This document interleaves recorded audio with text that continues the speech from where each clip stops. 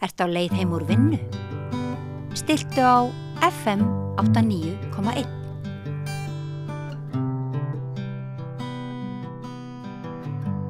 Já, þið hafi kannski fregnað af því að það komin nýr umboðsmaður Alþingis.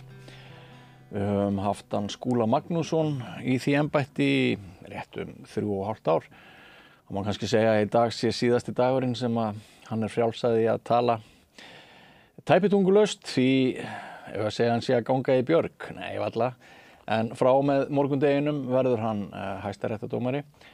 Og við höfum fengið Skúla svona til þess að gera kannski upp einhverja hápunta á hans ferli sem umboðsmaður hingað að rauða borðinu. Vertu velkomin, Skúli.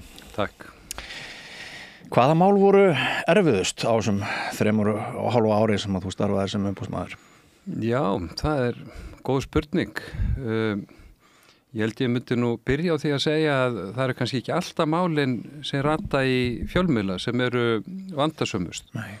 Og það ansi mikið af málum sem fer þarna undir radar fjölmiðla. Já. Og svona meðal vandasömustu málana hafa verið mál sem snúa svoköldu OPCAT eftirliti, sem eftirlit með aðbúnaði frelsissvits fólks. Já. Og þar eru að tala málefnasviði sem því miður oft virðast gleymast í umræðunni. Já, þú ert að tala heilabilaða meðal annars? Ég að tala til dæmis málefni fólk sem dvelur á lokuðum deildum hjúkrunarheimila. Já, fólk sem oftast með heilabilun. Og án heimilda, án lagalegra úrræða heftu við brautir þess? Já, sko, nú er skýrsla hjúkrunarheimilin, þessi fyrstu hjúkrunarheimili sem við vorum að skoða að koma út von bráðar, þannig hún nú ekki komin út, en ég held að nú segja að staðan á því sviði svona í grófum dráttum svo að þarna í raun og veru lagalegt tómarúm og það sama má segja ýmis önnur málefni sem þetta eftirlit lítur að og þá hef ég í huga til dæmis málefni þeirra sem á lokuðum geðdeildum.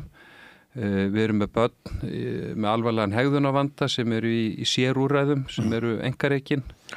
Við erum með öryggisgæslu fyrir fólk sem ekki sakhæft og öll þessi svið eiga það sameiginlegt að þarna gilda í raun og veru mjög litlar reglur. Réttaröryggi takmarkað, það eru óljóstum kvörtunar og kæruleiðir og af því leiðir að það vandasamt að í raun og veru kortleggja þær reglur sem þó við getum sagt að gildi út frá þá almennu reglum, út frá mannréttindum hreinlega og þess áttar. Ja. En svo hafa auðvitað verið önnur mál sem hafa ratað til fjölmiðla.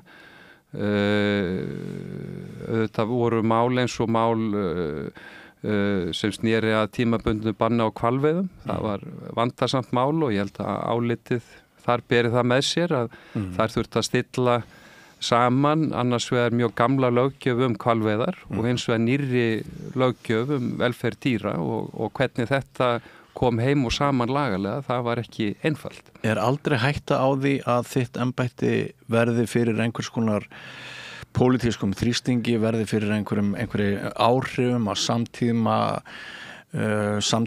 samtíma umræðu, þungum öflum sem eru ábyrjandi í samfélaginu? Sko ég held að sem bæði sem dómari og sem umboðsmaður þarf maður að vera vakandi fyrir því að verða ekki fyrir áhrifum og í raun og veru láta ekki undan þrýstingi, sama hvaðan hann kemur. Og það getur verið erfitt að standa í lappirnar þegar að kannski umræða í samfélaginu mjög á einn veg. Og það getur verið erfitt að komast að óvinsælli niðurstöðu, hvort sem það gagnvart stjórnvöldum en einnig gagnvart almenningi. Og þetta eitthvað sem menn verða að sætta sig við ef þeir ætla að gegna svona starfi. Já. Að það kann að koma til þess að þeir séu ekki vinsælisti maðurinn í heita pottinum. Já. það kvöldið og hugsanlega næstu vikur. Þú fórnar ákveðnum líðréttindum á þeim tíma sem þú sinnir þessu starfi? Já, auðvitað gerur það og hvort sem þú ert embættismaður eða þá dómari því frekar eða umboðsmaður að þá náttúrulega gengstu undir það að geta ekki tjáðið með sama hætti og aðrir. Þú verður náttúrulega gæta þinni framkomu hvað þú gerir, þú getur ekki leyftir sömu hluti og aðrir og ég ætla nú kannski ekki að fara að væla yfir þeim kjörum sem við erum á en þetta svona kannski meiri skerðing á frelsi heldur en margir gera sig grein fyrir. Já, ég held að við blaðamenn sem höfum stundað rannsóknar blaðamenn tengjum alveg við þetta við á þess að ég sé að bera saman mína ábyrgð og þína í þínu djópi þá er mjög öðvöld fyrir mig að skilja hvað þú ert að tala núna. En við skulum aðeins fara í álit þitt þegar margir héldu að Bjarni Benediktsson myndi hætta sem ráðherra. Hann gerði það ekki, hann skipti bara ráðherra stól. Þú munt kannski víkja þér undan því að svara þessari spurningu en ég ætla samt að prófa að bera hana upp. Fannst þér sú afgreiðsla, sú niðurstaða í samræmi við þitt álit í þessu svokallaða Íslandsbankamáli? Þú ert þá að tala ákvörðun ráðherrum að segja af sér? Ég er að tala að hann skildi segja af sér en taka nýtt ráðuneyti. Já, nú hef ég í sjálfu sér ekki skoðun á því hvað gerist innan ríkisstjórnarinnar, þannig að ég get ekki svarað því, en niðurstaðan var í sjálfu sér sú að stjórnvöld ákvað að hlíta álitinu og það var bæði sagt eftir álitin, reyndar einnig áður en áliti kom út að það myndi verða dregin lærdómur af málinu og ég kann nú ekki skilja það öðruvís en svo að menn höfðu talið þetta mjög óheppilegt að þessi staða hefði komið upp að ráðherrann hefði að minnstu kosta formi til selt félagi í eigu föðursins þessi bréf og þá hef ég nú sagt áður að það svo sem ekki vantað meira upp á en menn höfðu einfallega sagt að þetta hefði verið mistök, það hefði verið óheppilegt að þetta gerðist á vakt ráðherrans sem verður auðvitað að axla ábyrgð á því samkvæmt stjórnarskrá og lögum og standa þinginu reikningsskap á því. Og það sem skiptir mestu máli, gildir einu hvort hann vissi eða vissi ekki? Sko, nú ef álitið lesið ofan í kjölinn og þá segir umboðsmaður að að það sé sjálfsögn ástæðs að draga í efa það sem ráðherrann segir að hann hafi ekki vitað.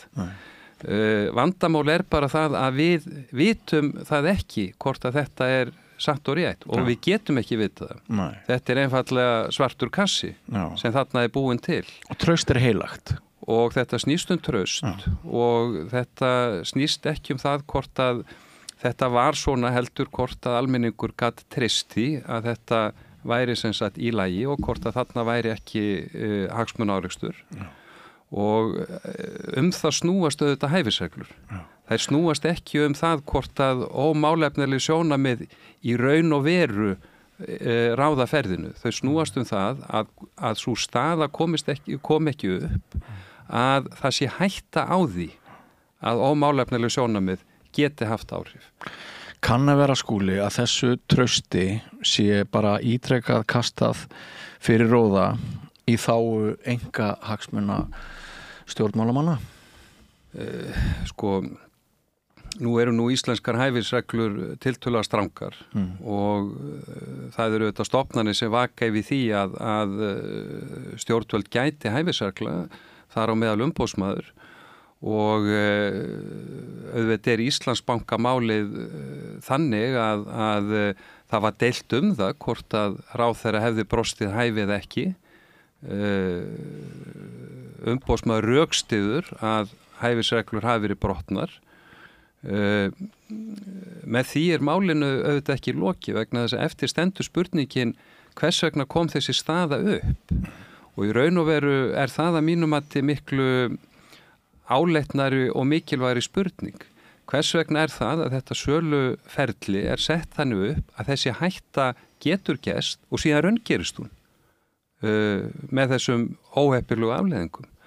og þá komum við að því hvernig stjórnsýslan byggðu upp og hver á að gera hvað og hver ber ábyrgð á hverju. Og þá segir umboðsmaður, það að segja ég sjálfur í þessu áliti, að það var auðvitað verkefni ráðuneytisins að fylgjast með því að Bankasýslan væri að setja þetta ferli upp þannig að það væri stoppað í öll göt og það var ekki þannig að það hefði ekki verið bent á það áður að menn hægt að passa sérstaklega upp á hæfisreglur þegar kæmi að sölu ríkisegna og hluta í fjármálafyrirtækjum. Forveri minn í starfi hafði bent á þetta sérstaklega og þannig að það var búið að flagga þessu ef svo má orðið komast. Síðan gott og vel, Bankasýslan var eitthvað sem var ekki til umfjöllunar hjá mér. Ríkisendurskoðun hafði nú fjallað þátt Bankasýslunar ítarlega í sinni skýrslu. Þannig að ég beini sjónum mínum að ráðherra og ráðuneytinu og þá það mín niðurstaða að þarna hafi menn sofið á verðinum. Þeir hefðu átt að veita því eftirtækt að þarna var engin gaumur gefinn að hæfisreglum. Þetta hefðu átt að skoða ef það var afstaða manna að hæfisreglur bara ættu þarna ekki við vegna þess að ferlið væri sett þannig upp að það væri það mikil armslengd á milli ráðherrans og Bankasýslunar og umsjónaraðila útboðsins að þarna ætti raun og veru ekki hæfisreglu við, ráðherrann vissi ekki hverjum hann væri að selja.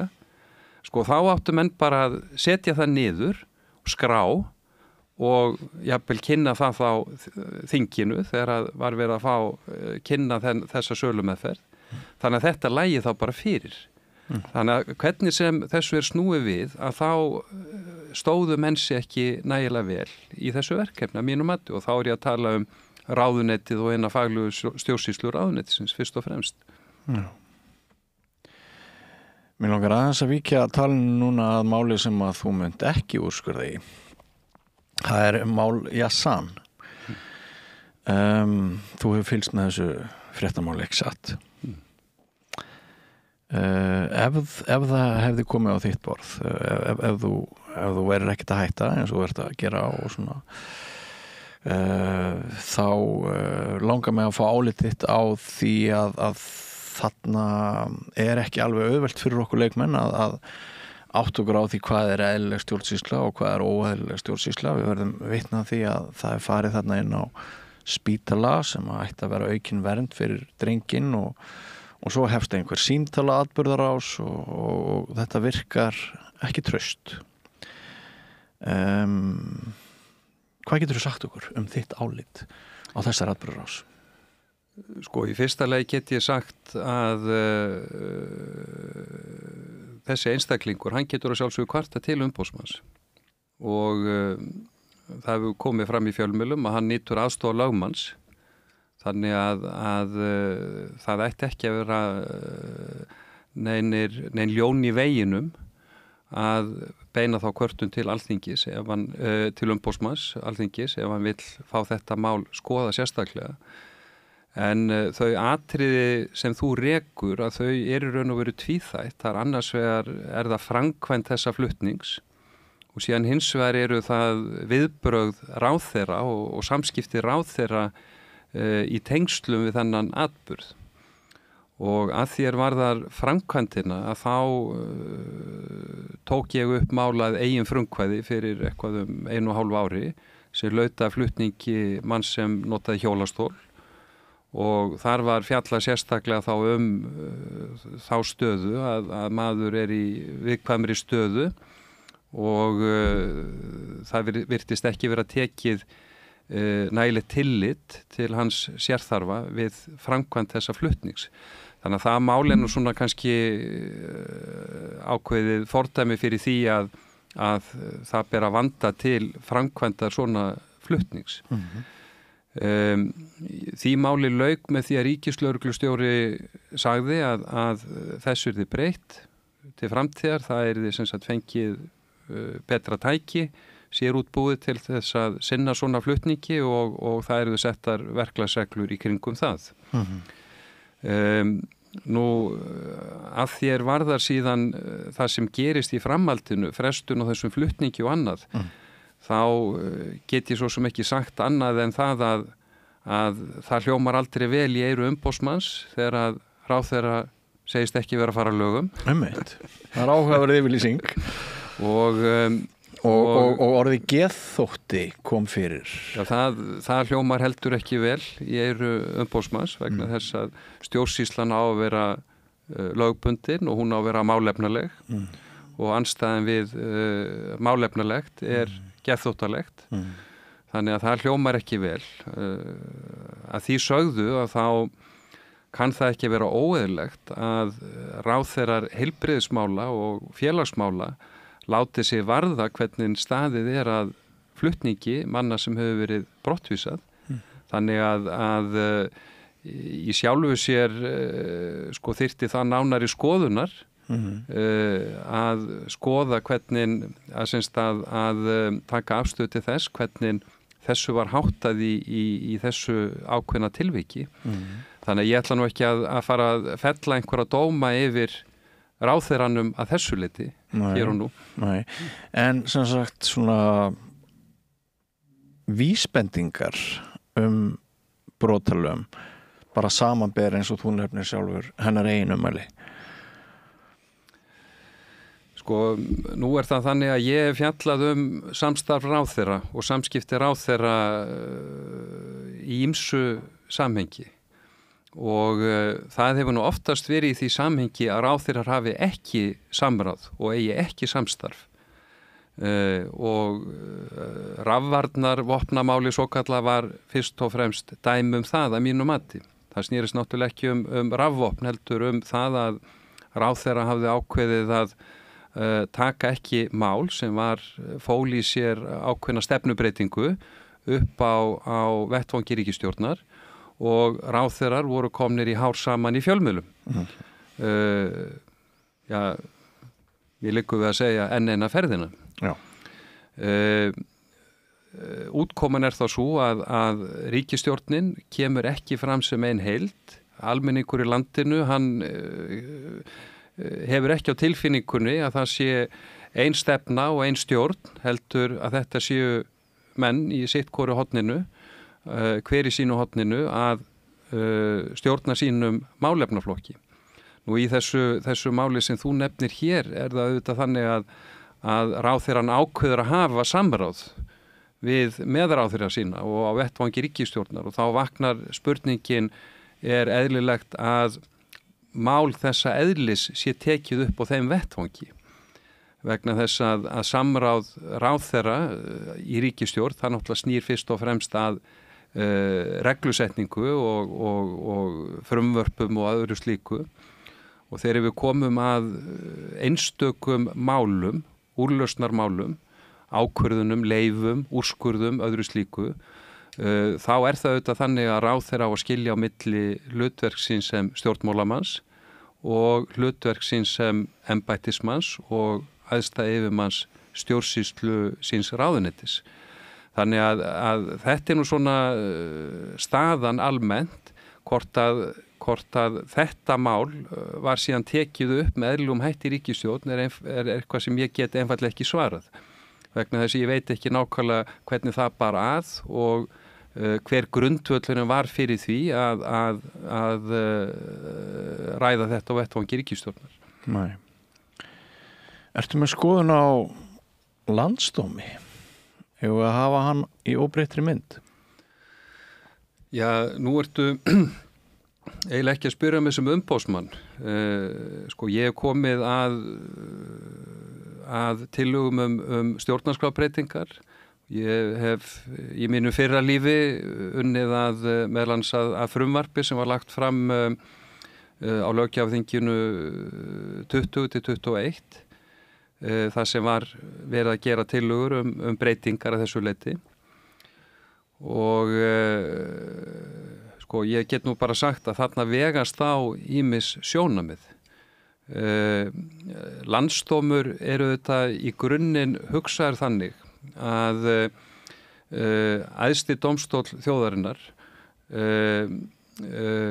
sé ekki nægilega í raun og veru sjálfstæður þegar kemur að brotum ráðherra og þarna eigi þingið að hafa meira það að segja hvernig dómurinn skipaður.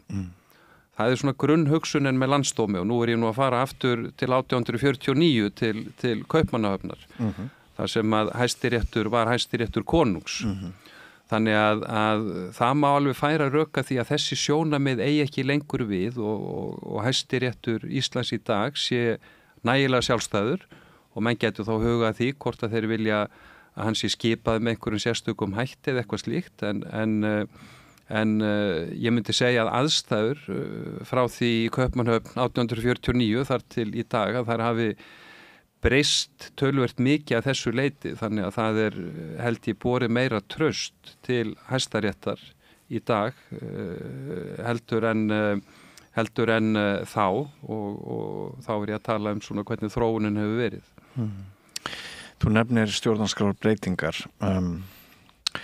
Það hefur ekki farið fram hjá Skúli að við höfum lifað sem samfélag betri tíma heldur en akkurat núna. Bæði eru einstakir viðburðir náttúrulega hörmulegir, mörg mannslíf sem hafa tapast, líf barna, en það líka bara vantraust í samfélaginu, mjög sterkt vantraust. Trauststofnunar ríkisins er ekki gott þótt það séu undantekningar á því.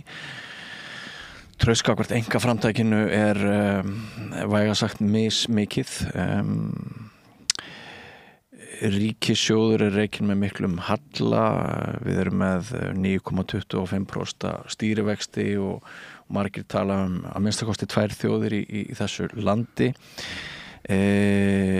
Margt orkar tvímælis hvað varðar ánót af útvegsauðlindinni okkar og stjórnarskrárbreytingar eru af hluta Íslendinga taldar alveg gríðarlega brýnar og oft haldið fram að það hafi dregist úr hömlu að breyta stjórnarskránni og með þeim breytingum myndi sumt af því sem ég að ræða hér það næðist betri sátt það, betri framkvæmt, til dæmis með útgerðarmálin. Þurfum við að breyta stjórnarskránni og það jafnvel með nokkuð róttækum hætti? Sko þú ert nú búin að koma inn á ansi margt í þessum inngangi en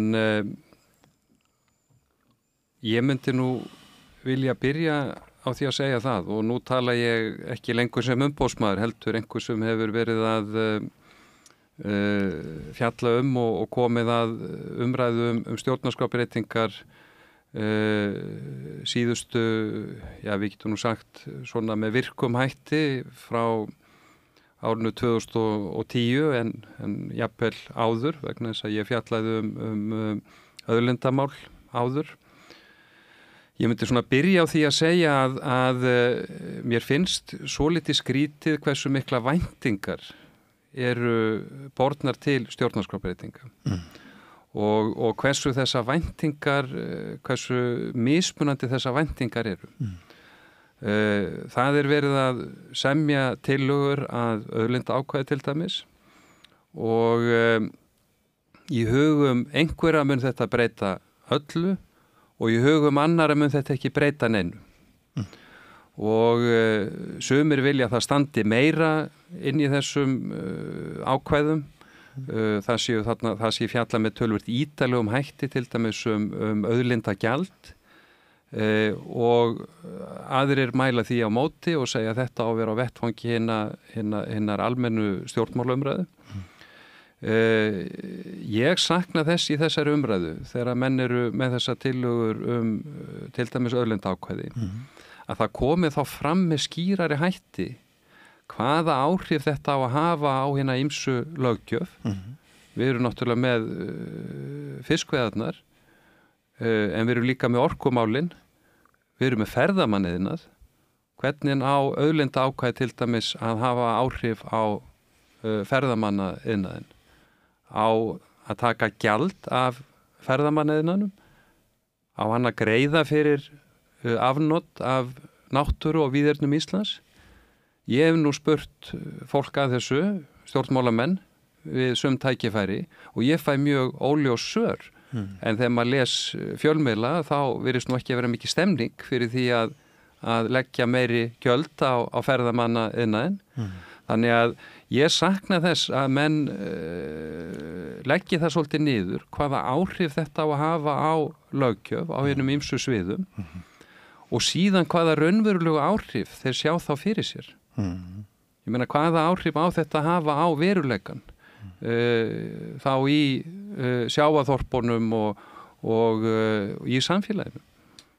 Kann þá að vera eitt sé breyting á stjórnarskráni og annað sé sértækar breytingar á umhverfi sjávarútvegarins? Sko, ég bendi nú á það að Alþingi getur bara fyrir lokun í dag gert þær breytingar á fiskveiðistjórninni sem það telur rétt. Já, og fólk sé alveg rugla þessu tvennu kannski pínleiti saman. Sko, það ekkert stjórnskipulag sem stendur í vegi fyrir því. Það sem stjórnarskrá ákvæði myndi náttúrulega gera númer 1, 2 og 3 að það myndi setja stjórnskipulag fyrirvara við það að úthlutun nýtingar heimilda heimilda til nýtingar auðlinda, hún myndaði ekki óaftur kræfa rétt eða eignarétt. Það væri sem sagt búið að skrifa það upp á töflu og það væri búið að flagga því. Þannig að það væri alveg sama hvaða lög Alþingi setti. Til dæmis núna var til umfjöllunar frumvarp til laga lagareldi, fiskeldi. Það sem var verið að ræða ótímabundin leyfi. Ef svona stjórnarskrá varin væri komin, þá væri alveg sama hvaða lög Alþingi setti að þessu leyti að menn gætu aldrei haft réttmætar væntingar til þess að leyfin, nýtingar heimildirnar sem þeir væru komnir með, mynduð einhvers konar eignarétt eða óaftur kræmarétt. Það aftur myndi leiða til þess að löggjafinn hefði rýmri heimildir til breyting á hverjum tíma án þess að þurfa að borga skaðabætur. Vegna þess að auðvitað getur löggjafinn alltaf sett lög sem valta yfir stjórnarskrárvarin réttindi, eða semst eignaréttindi, en það þarf bara að borga bætur. Já. Og þetta tel ég náttúrulega vera gildi auðlindaákvæðisins, hugsanlegs auðlindaákvæðis fyrst og fremst. Yfirlýsingar þjóðareign eru bara ágætar, menn vita nákvæmlega hvað þeir eiga við með því og hvort að auðlindirnar eru formlega séð í ríkiseigu, þjóðareigu, / ríkiseigu.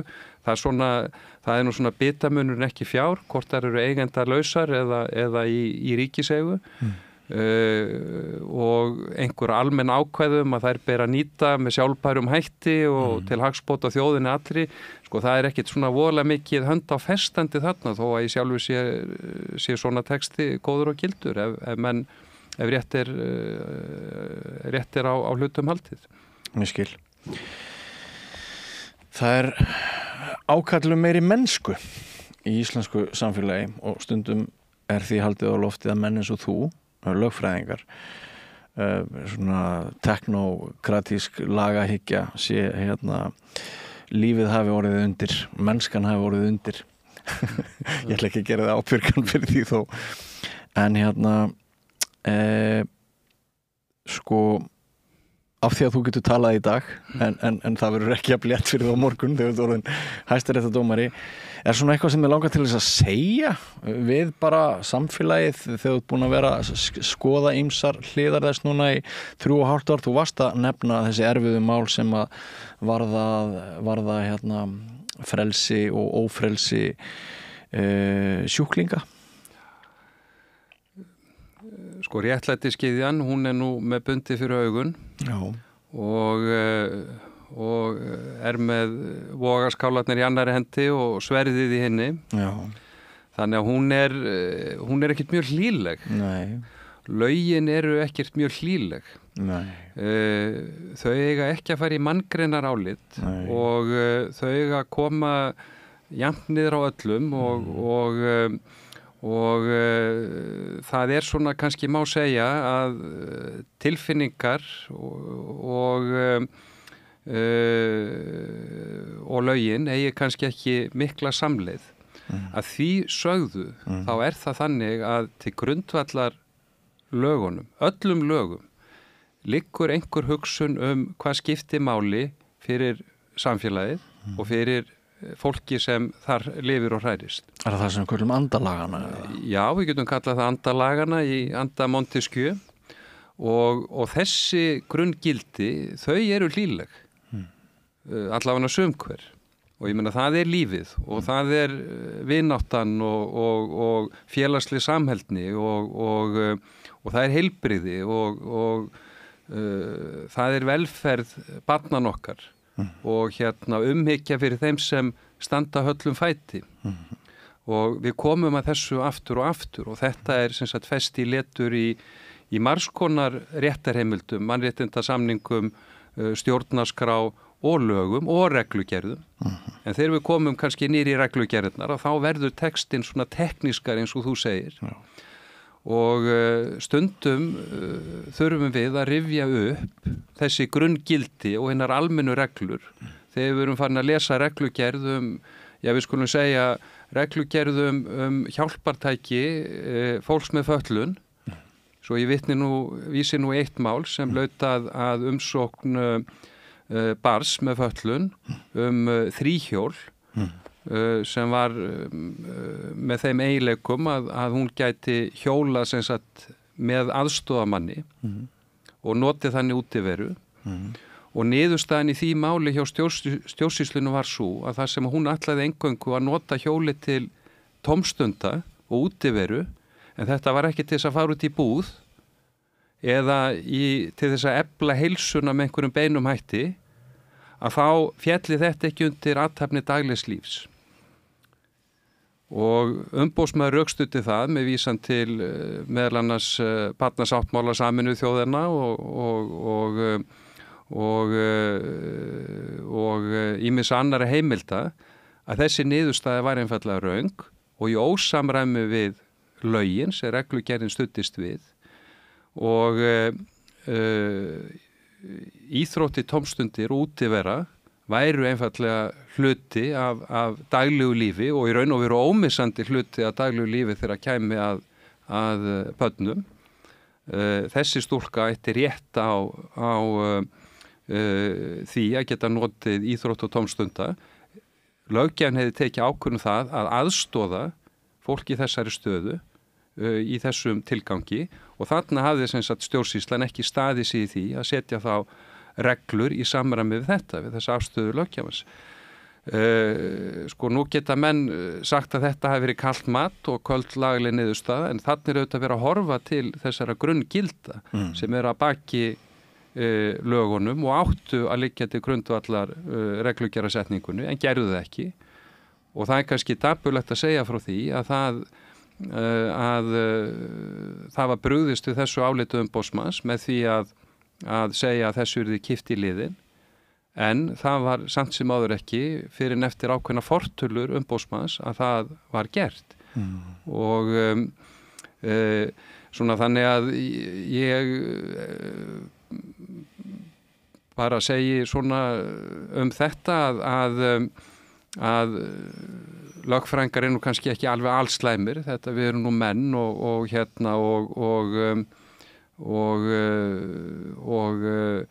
góður lögfræðingur hann horfir til meginreglna, hann horfir til grunngilda og lögfræðingur sem gleymir því algjörlega og verður, getum við sagt, blindur teknokrati hann að mínum að þetta ekki góður lögfræðingur.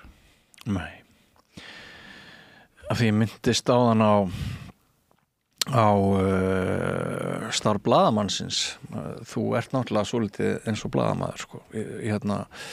Nema það að álit þín eru ekki uppsláttafréttir, ekki forsíðafréttir heldur áhrif fréttana sem þú skrifar, þau eru svolítið öðruvísi heldur en ef þú verið blaðamaður.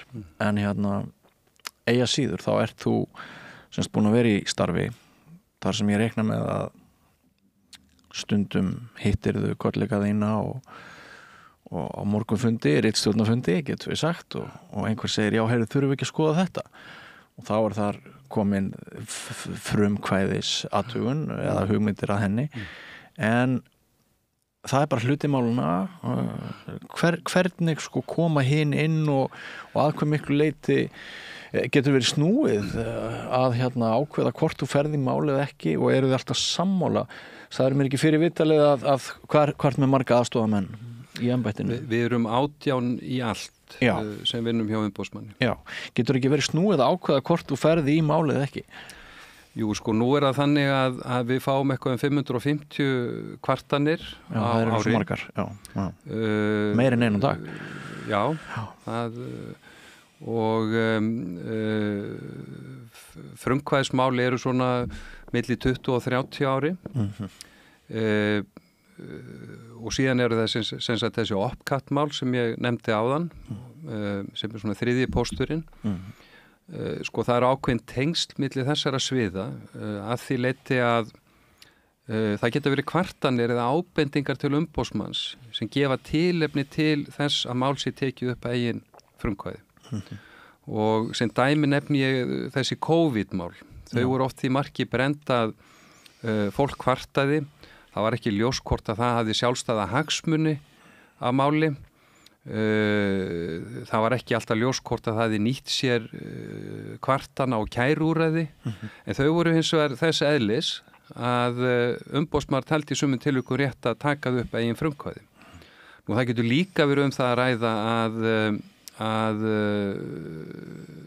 við sjáum einfallega eitthvað í fjölmiðlum, eitthvað í umræðunni og umboðsmaður ákveður bara að skrifa bréf og ég var næstu búin að segja 1, 2 og 3 en ég ætla ekki að nota það orðalag vegna þess að yfirleitt staðan þannig að við sjáum hvað setur ef stjórnsýslan leiðréttir sig sjálf og við erum til dæmis að hugsanlega tala einhverja stofnun og það ekki ljós hvort að ráðunettið ætlar að grípa inn í að þá býðum við kannski og sjáum hvort að stjórnsýslan einfallega réttir sig af sjálf og það svona hugmyndin að umboðsmaður sé þrautalending þannig að umboðsmaður á ekki að stíga of hratt inn í mál ef það enn til meðferðar hjá stjórnsýslunni og síðan getur við það að ræða að sem sagt athuganir á þessu opkattsviði, heimsóknir og annað slíkt, upplýsingar sem við fáum þar, að það gefi einnig tilefni til frumkvæðis athugunar og ég nefni sem dæmi málmann sem hafi verið á öryggisgangi á réttageðdeildinni á Kleppi eitthvað 560 daga þá að verulegu leyti í einangrun. Það sem sagt frumkvæðismál en í raun og veru verður til í tengslu við athugun á þessum opkatt grundvelli. Og það auðvitað þannig að þetta svona eins og segir, þetta eins og á ritstjórnarfundi að ef ég tel að það sé þarna mál sem hugsalega eigi að taka upp sem frumkvæðismál og þá ræði ég það við mína samstarfsmenn og ég býnur svo vel að geta gengið að mjög góðu starfsfólki sem með sumt hvert með langa starfsreynslu og kemur með mjög gott innlegg inn í þessi mál. Og það líka eitt atriði viðbót sem getur verið tilfellið og það það að mál sé til umfjöllunar hjá Alþingi. Og þó að það meinu segja að umboðsmaður sé umboðsmaður þjóðarinnar og fólksins að þá hann samt sem áður í raun og veru í vinnu hjá Alþingi. Hann svona sjálfstæður eftirlitsarmur Alþingis.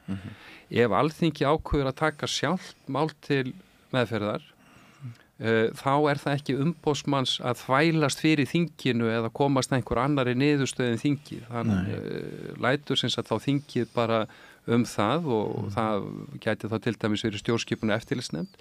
Ef stjórnskipun og eftirlitsnefnd ætlar að krefja ráðherra skýring á svara á einhverju og hugsanlega á málið að þá að fara í einhverja skoðun á að gera eitthvað meiri í málinu. Það auðvitað stjórnskipun og eftirlitsnefnd sem tekur ákvörðun hvort að virkja í ráðherraábyrgð. Sko þá heldur umboðsmaður sig fyrir utan málið. Já.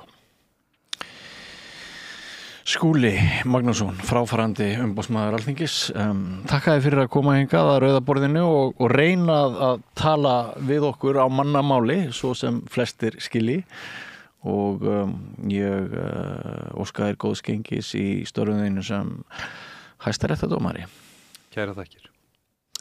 Og við ætlum að fara úr þessu yfir niður á Alþingi eftir andartak, ekki fara langt. Allt það besta ókeypis. Fáðu þér vatn að drekka. Samstöðin þar sem manneskjurnar koma saman. Sósíalistaflokkurinn vill ríkari hömlur á skammtímalegu Airbnb til ferðamanna. Meira stefnuna inn á xjóð.is.